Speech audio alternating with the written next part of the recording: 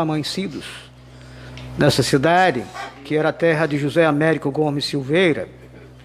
José Américo Gomes Silveira, que era chamado na Bahia de Gomes Silveira, ou de Gomes da Paz, que faleceu ontem, aos 89 anos, em Vitória do Espírito Santo. E José Américo Gomes Silveira teve aqui instância em 88, durante o encontro cultural. Depois veio na comitiva de Raimundo Souza Dantas, porque na época fazia cobertura para Itamaraty. O embaixador teve aqui também durante o encontro cultural. E ontem, aos 89 anos, o jornalista, músico, cronista, tradutor de ninguém menos do que o maior romancista americano, o Faulkner, de Dorothy Park e de Emily Dickinson, amigo de Hélio Pólvora, como eu disse, e o seu nome Gomes da Paz era porque ele dizia: Pólvora é Hélio, eu sou da Paz. Amigo de Juarez Conrado, de Joel Silveira, compadre de Dorival Caymmi,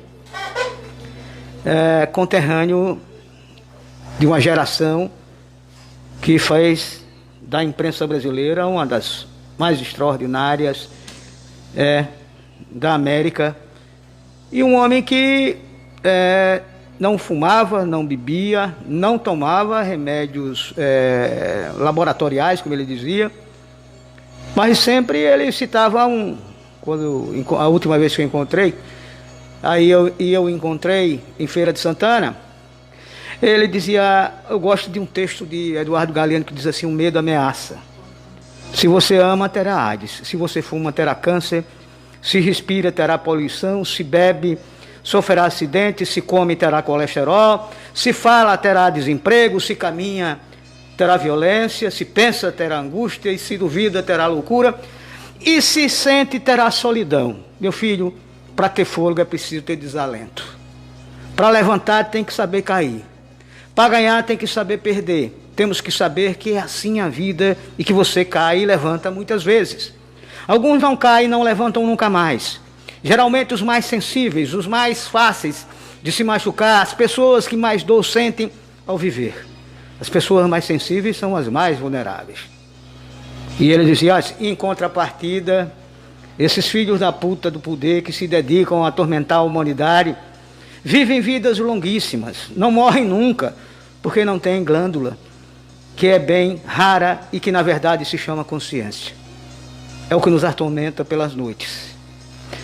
Acho, ele dizia, que o exercício da solidariedade, quando se pratica de verdade no dia a dia, é também um exercício da humildade, que ensina a se reconhecer nos outros a grandeza escondida nas coisas pequeninas, o que implica denunciar falsa grandeza nas coisas grandinhas, em um mundo que confunde grandeza com grandinho.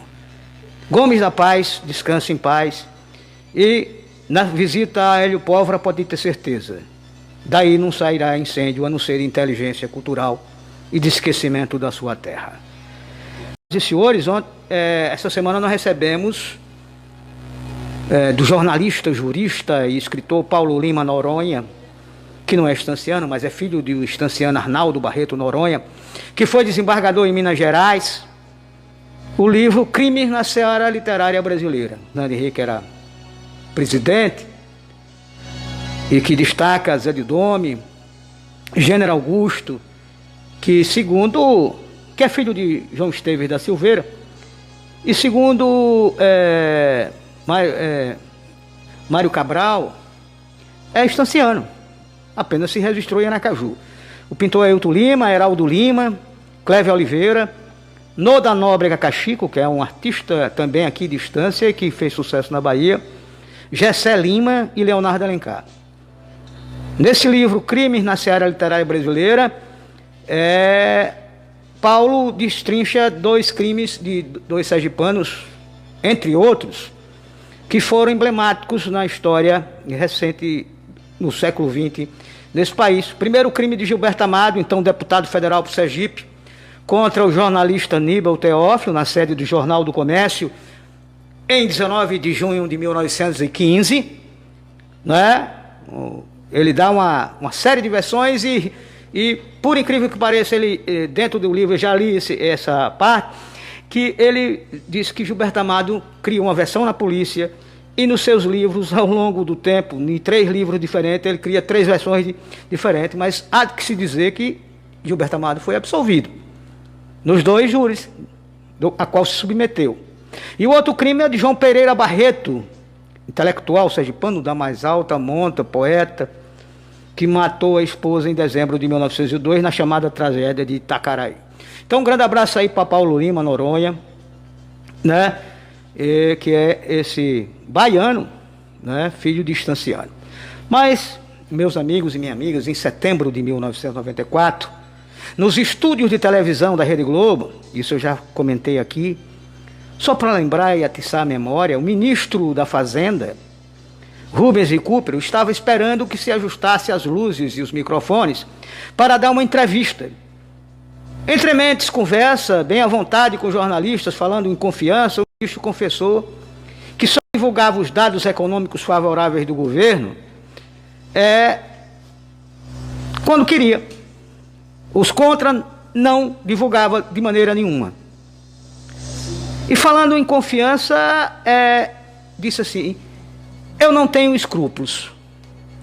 E anunciou o jornalista assim, cá entre nós: depois das eleições vamos botar a polícia contra grevista, contra trabalhador. Mas houve uma falha eletrônica e a conversa confidencial foi recolhida por satélite e espalhada pelas parabólicas por esse país todo. O que aconteceu com o ministro, depois de uma confissão perversa dessa, como o faz todo dia o seu Paulo Guedes? Ele não percorreu de joelho o caminho de Santiago, nem subiu a escada da Candelária de joelho, não se flagelou das costas e não lançou cinza sobre a cabeça, tampouco buscou refúgio em cumes do Himalaia. O senhor Rubens Recupero tornou-se secretário-geral da Conferência Nacional das Nações Unidas para o Comércio e o Desenvolvimento. Premiado, não punido. E a gente sabe que agora o partido de onde o senhor Rubens Recupero é oriundo, nascido de uma costela do antigo MDB, o PSDB, de Franco Montoro e Mário Covas, criado com o objetivo de galvanizar o sentimento social-democrata de uma parcela minoritária da classe média brasileira, e até tentou, em 89, na campanha presidencial de Covas, mesclar um discurso que combinava o compromisso democrático com alguma preocupação social, mas na reta final de campanha, Covas já falava em choque de capitalismo para que o Brasil caminhasse, inclusive, para a direita em breve. E a gente sabe, eu, Zeno, você que está me ouvindo, que o partido acabou indo de malas e bagagens para o conservadorismo. Depois que o PT cresceu tanto que atraiu o público-alvo dos tucanos, o PSDB, então, vira o partido predileto da elite mais mesquinha, mais predadora e antipopular do planeta. 8 anos de Fernando Henrique Cardoso mostraram a adesão total do partido a receituário neoliberal, com base em privatizações escandalosas e selvagens, desregulamentação acelerada e abertura escancarada da economia. E aí veio tome de desemprego e aumento da desigualdade social. A dívida pública foi multiplicada por 10 e o país quebrou 3 vezes, indo bater na porta do FMI. E esse partido, o PSDB, não tardaria a aderir a uma oposição sectária e abertamente contrária aos interesses populares durante os governos de Lula e de Dilma. E as derrotas consecutivas para o PT fizeram com que os tucanos mandassem às favas também suas convicções democráticas últimas.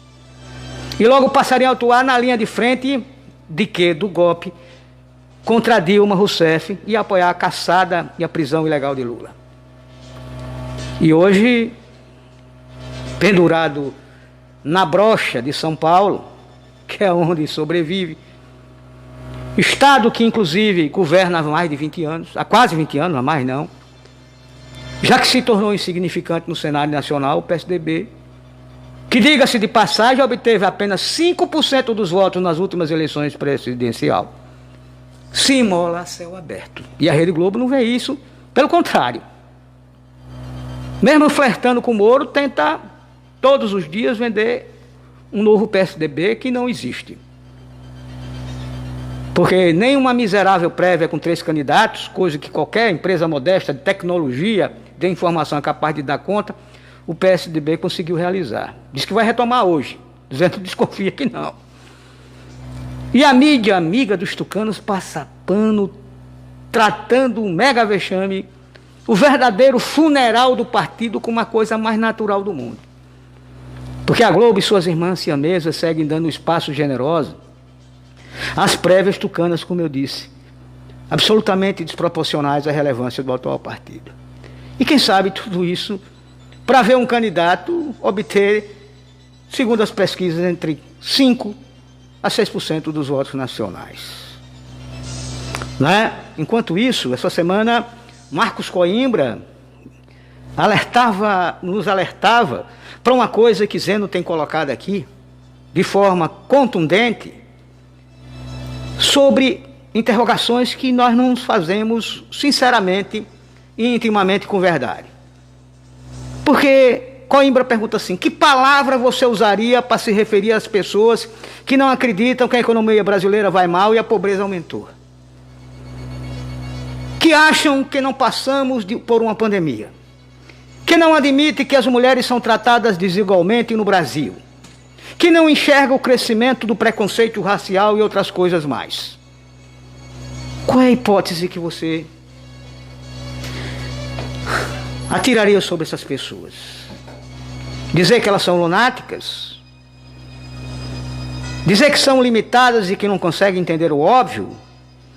Que vagueiam por uma realidade paralela, longe da gente normal? E Coimbra mostra que há outra resposta. Que a mais recente pesquisa, por exemplo, do Instituto Vox Populi nos ajuda a perceber. Essas pessoas são tudo isso.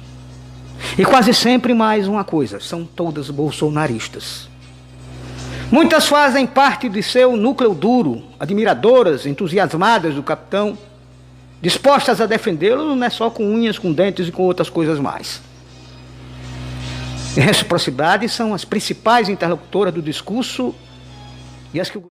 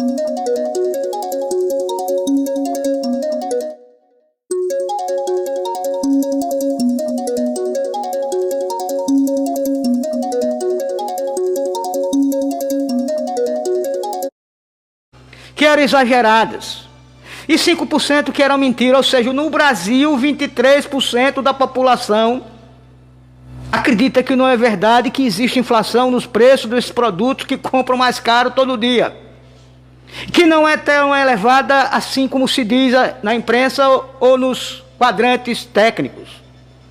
E esse padrão de resposta se repetiu, segundo Marco Coimbra, em todos os demais temas. E aí um pouco menos de um terço dos entrevistados, no entanto, vive em outro país. porque acha exagerado ou mentiroso o noticiário que trata desses assuntos. Para eles, as coisas vão bem, ou são mostradas como mais negativas do que deviam ser. E aí são proporções significativas, embora não formem a maioria. O que é um alento para quem espera que tenhamos, a partir de 2023, um governo capaz de combater nossos problemas. E a pré-condição para resolvê-los é saber reconhecer que eles existem de fato. E essa semana, todas as pesquisas mostram que entre os eleitores de Lula, 82% estão cientes da gravidade dessas questões. E apenas 4% acham que são exagero. O eleito não será, portanto, difícil convocar o país para enfrentar isso. O complicado é que entre os bolsonaristas, quase 60% imagina que todos os problemas do país não existem. Ou não são de forma alguma graves. E essa gente é suficiente para inviabilizar o quê? Outras candidaturas à direita. Está aí o Moro se batendo, se debatendo e não se enxergando no espelho. E se acreditam que o Brasil não tem problema, o que não pode até tê-los, mas são graves, por que razão arriscaria trocar o capitão por outros nomes? É uma pergunta que fica no ar. Pode ser inacreditável para quem olha a situação do Brasil com realismo, mas existe de fato, de verdade, uma parcela nada irrelevante da população que crê no capitão e não concorda que tenhamos problemas. Por isso, não é só tão pequeno o espaço para tal terceira via. Embora esse seja o país que, como lembrava em uma de suas crônicas, o estanciano que ontem faleceu em Vitória do Espírito Santo, José Américo Gomes Silveira, o Gomes da Paz, ele lembrava: esse país é capaz de tudo. Porque em 1980, deflagrou na cidade brasileira de Sorocaba uma insólita manifestação popular. Em plena ditadura militar, uma ordem judicial tinha proibido os beijos que atentavam contra a moral pública. A cidade respondeu, transformando-se em enorme beijódromo. Nunca ninguém se beijou tanto. Mas o Brasil agora prefere outra coisa. Nunca nesse país se atirou tantos contra tantos com ódio pela inverdade que estabelecida no poder. Bom dia.